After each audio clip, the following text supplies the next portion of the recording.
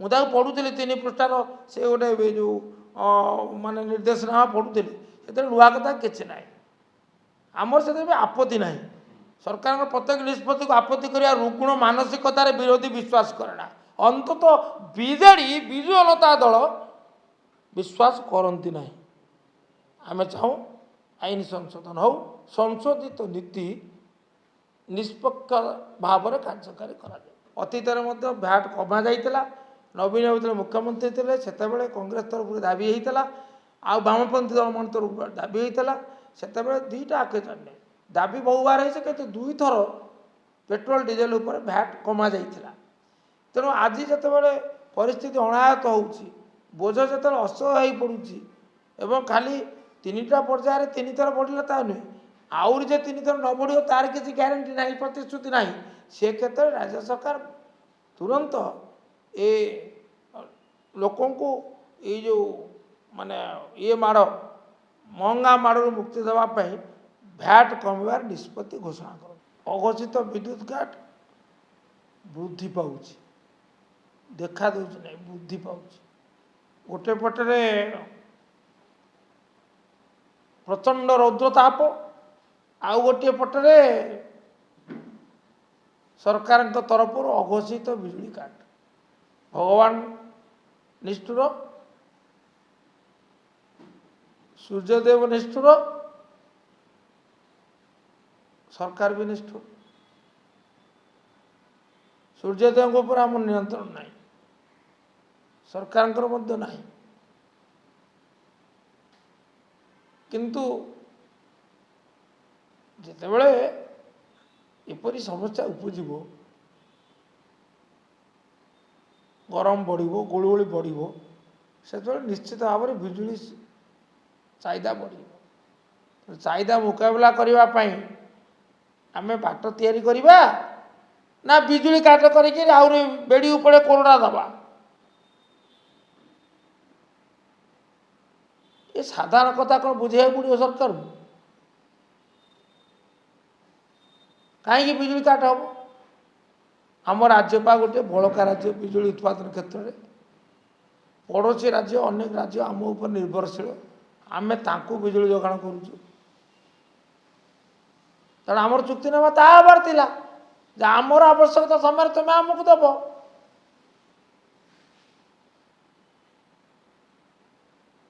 ये कौन दूरदृष्टि अभाव नुहे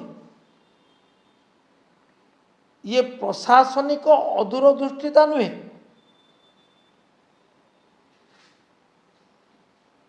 ओवर माने सेट में जो लोड शेडिंग हो सॉरी आमर ओवरलोडिंग हो ओवरलोड तो हुए दिस इज समर यहाँ आकस्मिक भाव में आम कह कौन कर अप्रत्याशित तेणु आम नाचा आमर बेलू योजना प्रस्तुत करार आम कर विफल आमे समस्या प्रति आदौ सचेतन बा संवेदनशील नुह ये हूँ वार्ता जहाँ अत्यंत दुखदायक द्वितीय एस्मा लागू है सरकार क्षमता अच्छी एस्मा लागू कर अतीत लगे अतीत जिते सरकार मान एस्मा लागू करते से आज सरकार दल सेतबेले अंतवस्त्र फिंगी दे रास्ता नाचुले उदंड नृत्य करते आज कहीं एस्मा लागू है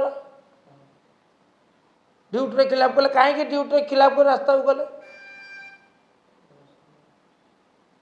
टाटा पावर तार चलो दौरात्म्य बढ़ी चलो समस्या को मुंडपात सही सरकार निरवद्रष्टा रही कहार सरकार सरकार लोकों स्वार्थर सरकार लोकों द्वारा निर्वाचित सरकार सरकार को भूमिका नहीं टाटा पावर पर अंकुश लगे पारे नहीं तार बेपरुआ नीति उपर जनस्वार्थ विरोधी निष्पत्ति उपर सरकार अंकुश लगे पारे नहीं सरकार तो दुर्बल कहीं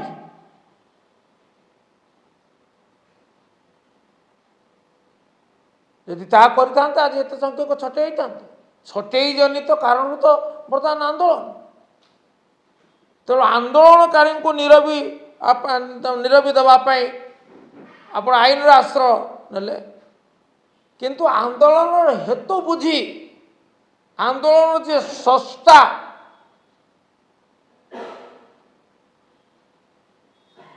ତା ବିରୁଦ୍ଧରେ କାର୍ଯ୍ୟାନୁଷ୍ଠାନ ନାହିଁ। ଇଏ କ'ଣ କମ୍ପାନୀ ପ୍ରୀତି ନୁହେଁ ତ ଆଉ କ'ଣ? ଇଏ ଶ୍ରମିକ ବିରୋଧୀ ନୀତି ନୁହେଁ ତ ଆଉ କ'ଣ? ଏହା ଅତ୍ୟନ୍ତ ଦୁର୍ଭାଗ୍ୟଜନକ। ସରକାର ଏବେ ବି ସମୟ ଅଛି, ନିଷ୍ପତ୍ତିର ପୁନର୍ବିଚାର କରନ୍ତୁ, ଦୂରଦୃଷ୍ଟା ହୁଅନ୍ତୁ, ବିକଳ୍ପ ବ୍ୟବସ୍ଥା କରନ୍ତୁ, ଏସ୍ମା ପ୍ରତ୍ୟାହାର କରିନିଅନ୍ତୁ, ଟାଟା ପାୱାର ଉପରେ ଅଙ୍କୁଶ ଲଗାନ୍ତୁ, ତାର ଔଦ୍ଧତ୍ୟକୁ ନିୟନ୍ତ୍ରଣ କରନ୍ତୁ, ବିଜୁଳି ସଂକଟର ସମାଧାନ କରନ୍ତୁ। ତା ନହେଲେ ଆନ୍ଦୋଳନ ଅନିବାର୍ଯ୍ୟ। ବିଜେଡି ପ୍ରତିବାଦ କରିବା ପାଇଁ ସମଗ୍ର ରାଜ୍ୟରେ ବାଧ୍ୟ ହେବ।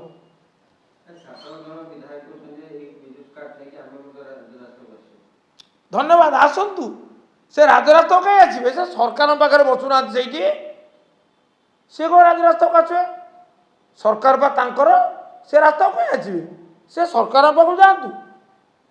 ମୋର ତାକୁ ଯଦି ଏକଥା ବିଧାୟକ ଦଳ ବିଧାୟକ ବନ୍ଧୁମାନେ କିଏ କହିଥାନ୍ତି ବା ସରକାରୀ ଦଳର ନେତାମାନେ କିଏ କହିଥାନ୍ତି, ମୁଁ ତାଙ୍କୁ ଧନ୍ୟବାଦ ଦେଉଛି ଯେ ତାଙ୍କର ସାହସ ପାଇଁ। କିନ୍ତୁ ଗୋଟିଏ ମାନେ ମୋର ପରାମର୍ଶ ହେବ, ସେମାନେ ରାସ୍ତାକୁ ନ ଆସନ୍ତୁ, ଲୋକେ ହସିବେ। ସେମାନେ ମୁଖ୍ୟମନ୍ତ୍ରୀଙ୍କ ପାଖକୁ ଯାଆନ୍ତୁ, ସେମାନେ ପ୍ରଧାନମନ୍ତ୍ରୀଙ୍କ ପାଖକୁ ଯାଆନ୍ତୁ, କାରଣ ଏ ହେଉଛି ଡବଲ ଇଞ୍ଜିନ୍ ସରକାର। ସମାଧାନର ଚାବିକାଠି ସେଇଠି ଅଛି, ଲୋକସଭା ଭବନରେ। ଏ ଯେଉଁ ୟୁନିଫର୍ମ ସର୍ଭିସ ରିକ୍ରୁଟମେଣ୍ଟ ବୋର୍ଡ କରିବାଟା ଆଦୌ ଦୋଷାବହ ନୁହେଁ। ମୁଁ ସେଥିରେ ସରକାର ସହିତ ଦ୍ୱିମତ ନୁହେଁ, ଏକମତ। କିନ୍ତୁ ବଟ୍ ଇଟ୍ ସୁଡ୍ ଡେଲିଭର। ଯେଉଁ ଉଦ୍ଦେଶ୍ୟରେ କରାଯାଇଛି କରିବା ଉଚିତ। ସମୟ ଗଡ଼ି ଯାଇନି, ଏବେ ନିକଟରେ ହେଇଛି, କିନ୍ତୁ ସମୟ ଯେ ଗଡ଼ି ନଯିବ ଏ ଆଶଙ୍କା ଦୂର କରିବା ପାଇଁ ତତ୍ପରତାଟା କାହିଁ, ଆନ୍ତରିକତାଟା କାହିଁ? ଆମର ଆନ୍ତରିକତା ଅଛି କହିଲେ ହେବନି। ଆଇ ବଟ୍ ଡେମନଷ୍ଟ୍ରେଟ୍ ଇଟ୍। ଲୋକେ ବୁଝିବେ, ଅନୁଭବ କରିବେ, ହଁ ସରକାର ଚାହୁଁଛି, ସରକାର ନିଷ୍ପତ୍ତି ନେଉଛି, ସେଟା ହେବା ଦରକାର ହେଉଛି। ଆଉ ସେମାନେ ନିଯୁକ୍ତି ଦେବେ କ'ଣ? ନିଯୁକ୍ତି ପାଇଥିବା ଲୋକଙ୍କୁ ବା ନିଯୁକ୍ତିରୁ ବଞ୍ଚିତ କରାଯାଉଛି। ଯିଏ କରୁଛି ସରକାର ବା ତା ବିରୁଦ୍ଧରେ ନୀରବ, ତାମାନେ ତାକୁ ପ୍ରୋତ୍ସାହନ ଦେଉଛି। ଅର୍ଥାତ୍ ନିଯୁକ୍ତିହୀନତାକୁ, ଅନଏମ୍ପ୍ଲୟମେଣ୍ଟକୁ ଏନକରେଜ କରୁଛି। ତାହେଲେ ଆମେ ନିଯୁକ୍ତି ଦେବୁ, ଏ ଘୋଷଣା ଅର୍ଥହୀନ ହୋଇପଡ଼ୁଛି। ତେଣୁ ସରକାରଙ୍କ ପାଖରେ ମୋର ନିବେଦନ ହେବ ଯେ ସରକାର ନିଯୁକ୍ତି କ୍ଷେତ୍ରଟିକୁ ଅଣଦେଖା କରନ୍ତୁ ନାହିଁ, ନିଯୁକ୍ତି ସମ୍ଭାବନା ସୃଷ୍ଟି କରିବାକୁ ଚେଷ୍ଟା କରନ୍ତୁ। ନହେଲେ ଯେଉଁ ଅଭାବନୀୟ ଅବୁଦ୍ଧ ହେଇଛି କକରୋଚ ପାର୍ଟିର, ତାହା ବିସ୍ଫୋରଣ ରୂପ ନେବ।